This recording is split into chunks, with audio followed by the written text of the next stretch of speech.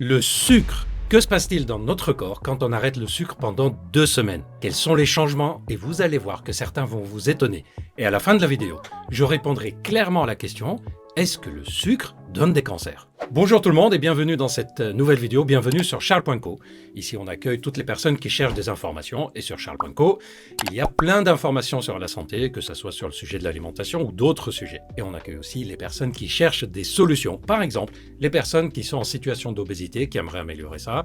Comme vous savez, Charles.co c'est aussi un site de téléconsultation sur lequel on peut consulter un médecin spécialisé dans son domaine, par exemple dans le domaine de l'obésité. On peut vérifier si on relève d'un traitement médical, faire la consultation avec le médecin, il va vérifier s'il faut prescrire un médicament ou pas, s'il prescrit un médicament, il vous proposera un suivi, et aussi un accompagnement avec le programme Body Reset, bref, une prise en charge globale, que ce soit physique, médicale, alimentaire, psychologique, émotionnelle, de l'obésité. Et quand on parle d'obésité, on pense, entre autres, au sucre. Et je vous ai déjà fait des vidéos sur ce sujet, par exemple la vidéo qui explique tout ce qu'on ne vous dit pas sur le sucre. Si le sujet vous intéresse, vous pouvez aller la voir. Aujourd'hui, je vais vous parler de 8 changements qui se passent dans notre corps quand on arrête le sucre. Et vous allez voir que certains changements vont vous surprendre. Premièrement, diminution des fringales entre les repas. Dites-moi dans les commentaires si vous trouvez tout seul la réponse pourquoi le fait de manger moins de sucre donne moins de fringales entre les repas. En fait, l'explication est assez simple. Quand on mange du sucre, on a forcément un pic d'insuline pour résister, pour que le corps régule plutôt la montée en charge du sucre. Or, cette montée d'insuline peut provoquer un peu plus tard une diminution du sucre, de la glycémie dans le sang, c'est ce qu'on appelle les hypoglycémies fonctionnelles, et donc on passe notre temps à faire le yo-yo. Alors que quand on mange moins de sucre, c'est-à-dire qu'on va manger des glucides qui sont apportés plutôt à une bonne valeur nutritionnelle, à un indice glycémique bas, si le sujet de l'indice glycémique bas vous intéresse, vous pouvez aller voir les vidéos que je vous ai déjà faites aussi sur ce sujet. En tout cas, le fait de manger moins de sucre va donner moins de yo-yo dans l'insuline, donc moins de yo-yo dans les glycémies, et donc moins de fringales entre les repas. Oui, mais on veut savoir si ça donne des cancers, le sucre. Ça vient, je vais vous en parler à la fin de la vidéo. Deuxième conséquence, une diminution des inflammations des tendons et des articulations. Les sportifs connaissent ça par cœur. Dès qu'ils ont des tendinites, des étirements sur les articulations, sur les tendons, première chose que leur dit leur coach, c'est arrête le sucre pendant les prochains jours. Dites-moi dans les commentaires si vous connaissiez vous aussi cette relation entre le sucre et les tendinites. Et d'ailleurs, le fait de diminuer le sucre donne aussi une meilleure cicatrisation dans notre corps. C'est pas étonnant que une des complications du diabète, c'est le fait qu'on cicatrise mal. Troisième chose qui change dans notre corps quand on mange moins de sucre. On a moins de fatigue mentale et moins de fatigue physique.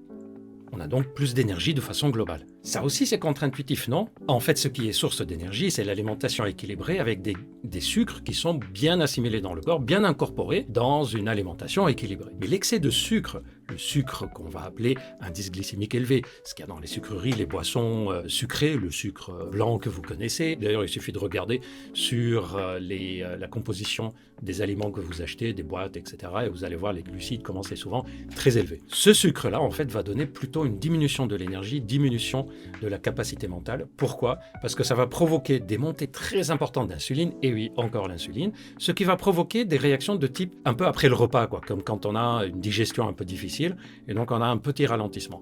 Alors que le fait de manger du sucre en quantité équilibrée, c'est-à-dire moins de 5 à 10% de notre alimentation, moins de 5 à 10% des quantités de calories qu'on apporte dans une journée doivent être issues du sucre. Quand on a cette consommation en excès du sucre, on va avoir plutôt l'effet inverse, c'est-à-dire une fatigabilité. Je vous ai déjà parlé dans la vidéo sur ce qu'on ne dit pas sur le sucre, sur l'idée que le sucre donne une excitation, un énervement, on dit que les enfants sont énervés par le sucre, et je vous explique dans cette vidéo comment on peut dire que ça donne en même temps une fatigue mentale et en même temps une sorte d'énervement, de fatigabilité. Allez voir la vidéo, elle vous explique tout ce qu'il y a à savoir dessus. Quatrième changement, je suis sûr que ça va étonner quelques personnes. Vous me le dites dans le commentaire. Le fait de manger moins de sucre, on va uriner moins souvent la nuit, on va devoir moins se dépêcher à aller uriner, et moins aller uriner de façon répétée des petites quantités. Le sucre, c'est un des éléments qui va exacerber le fonctionnement hyperactif de la vessie, un peu comme le café ou le thé, qui le font beaucoup plus quand même. Et si vous vous souvenez dans la vidéo dans laquelle je vous expliquais les signes du diabète, d'ailleurs si l'information vous intéresse, vous pouvez aller voir la vidéo sur quels sont les signes du diabète. Un des symptômes, c'est le fait d'aller uriner souvent et beaucoup. C'est d'ailleurs une façon de découvrir le diabète. Beaucoup de personnes ont eu un diagnostic de diabète parce qu'ils ont consulté. Pourquoi? Parce qu'ils urinaient souvent et beaucoup. A l'inverse, le fait de diminuer le sucre, on va améliorer le fonctionnement de la vessie et de l'urine, et donc on va se lever par exemple moins souvent et uriner la nuit. Dites-moi dans les commentaires si cette information vous surprend, si vous aviez déjà fait le lien entre le fait des jours, par exemple, où vous mangez plus de sucre que d'habitude et le fait d'aller uriner souvent. Autre changement, on perd du poids. Pas de surprise sur ça, et c'est confirmé, les études le confirment. Un autre changement qui se passe dans notre corps et que je trouve très important, c'est qu'on va avoir, en diminuant le sucre, en arrêtant le sucre, une meilleure circulation sanguine, une meilleure microcirculation sanguine en périphérie du corps en particulier, mains, pieds, les zones génitales, mais aussi d'autres petites artères. Par exemple, sur la zone génitale, ça va améliorer l'arrivée de sang dans le pénis, dans le clitoris, et donc on sait que ça va améliorer le fonctionnement global sexuel et génital. C'est pas pour rien que le diabète est l'une des principales causes des troubles sexuels chez les hommes et chez les femmes. Encore un changement, on perd plus facilement de la graisse au niveau abdominal, au niveau viscéral. Quand on mange du sucre et qu'on en mange en excès, le corps va le transformer en graisse. C'est une sorte de réserve qu'il fait au niveau du ventre en particulier. C'est une sorte de réflexe de survie. Or, cette graisse abdominale est très néfaste pour la santé. Ça augmente le risque cardiovasculaire, le risque de diabète, et le fait d'ailleurs d'arrêter le sucre va obliger le corps d'aller chercher cette graisse abdominale et la transformer en une source d'énergie, ce qu'on appelle les corps cétoniques. C'est le principe du régime keto. Et on arrive au 8e changement et la fameuse question. Est-ce que ça donne des cancers? Soyons précis comme toujours. Le sucre, en lui-même, n'est pas source de cancer.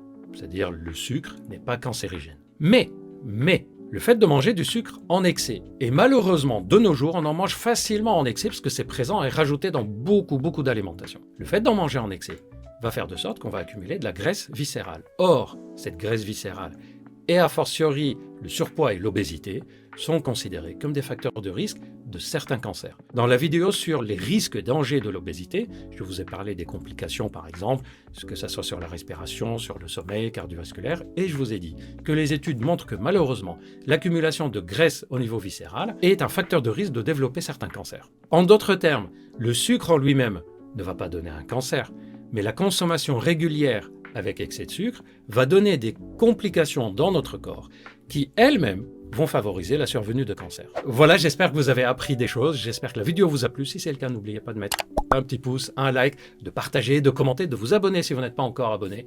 J'ai encore plein de choses à vous raconter sur plein de sujets de santé différents. Je vous donne rendez-vous donc très bientôt, prenez bien soin de vous et à bientôt.